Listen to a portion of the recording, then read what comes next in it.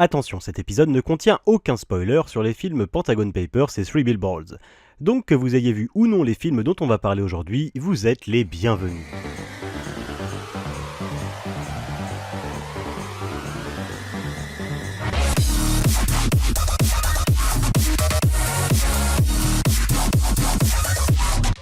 Pentagon Papers, de son vrai titre The Post, est le 33e long métrage de Steven fucking Spielberg, le réalisateur culte du nouvel Hollywood. Meryl Streep y campe le rôle de la première directrice du Washington Post, Katharine Graham, et Tom Hanks interprète son rédacteur en chef, Benjamin Bradley. L'action se déroule en 1971 et ces deux personnages vont être amenés à lutter contre leur propre gouvernement, à l'époque celui de Nixon, pour publier les Pentagon Papers, un document secret défense de 7000 pages qui dévoilerait différentes responsabilités et implications politiques et militaires des États-Unis dans la guerre du Vietnam entre 1945 et 1967. Je n'ai pas besoin de vous parler du scénario dans son ensemble, ce bref résumé suffit à synthétiser ma pensée.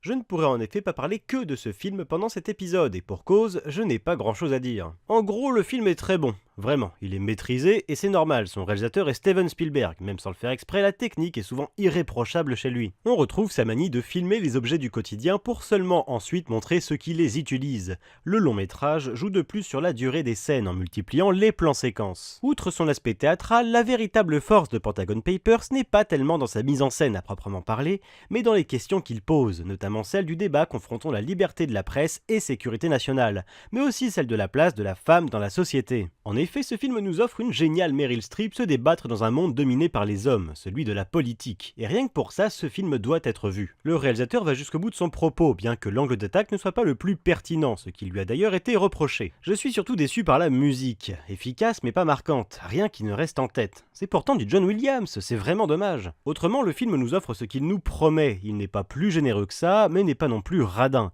C'est un très bon film, il n'est pas excellent, mais il fait le taf.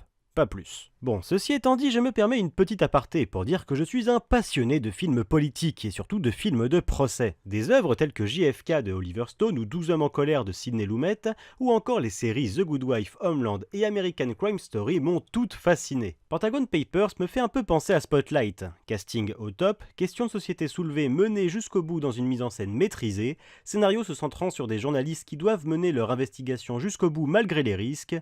Mais dans les deux cas, si les films sont très bons, on n'atteint pas l'excellence. La seule chose que je reproche fondamentalement à Pentagon Papers, et c'est purement subjectif puisqu'il s'agit là de mes propres goûts cinématographiques, c'est la quasi non-présence de procès. On parle d'un gouvernement qui porte plainte contre deux journaux, le New York Times et le Washington Post. C'est historique, ça soulève des questions que je voulais voir se confronter à la loi lors de procès qui tenteraient de départager la liberté de la presse et la sécurité nationale. Mais non, le film évacue le procès à la fin et donne directement le verdict. C'est pas super grave, s'éterniser dans les actions juridiques n'était de toute façon pas le but, ni même le réel propos du film.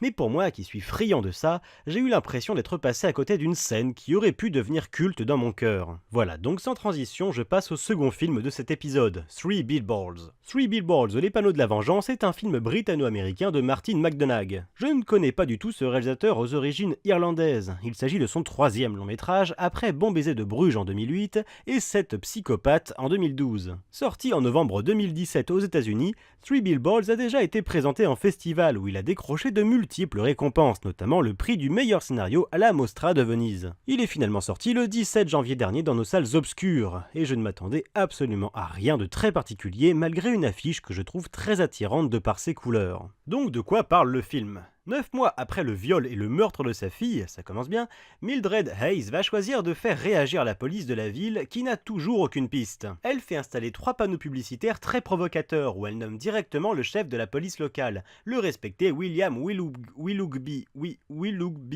je sais pas du tout comment ça se prononce. Il s'agira alors d'un bras de fer entre une mère désespérée et la police de la petite ville d'Ebbing dans le Missouri. Et je n'ai pas besoin de vous en dévoiler plus pour faire la critique du film. La mise en scène du film est irréprochable.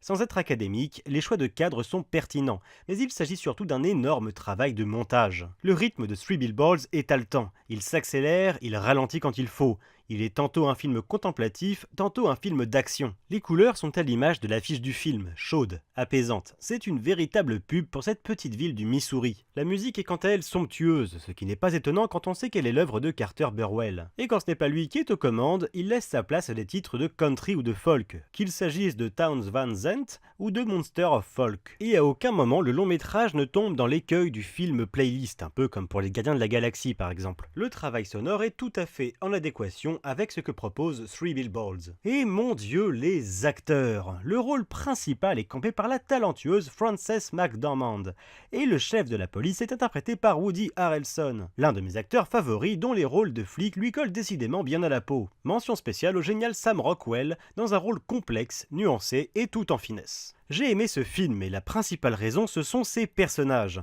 C'est simple, tous les personnages, même ceux qui n'ont que 2 répliques, sont écrits à la perfection. Ils sont tous humains, avec leurs qualités, leurs défauts. Tous débordent de vie. Je ne connais pas Martin McDonagh, mais je connais en revanche très bien les frères Cohen. Et ce film m'a fortement fait penser au cinéma de ces 2 génies.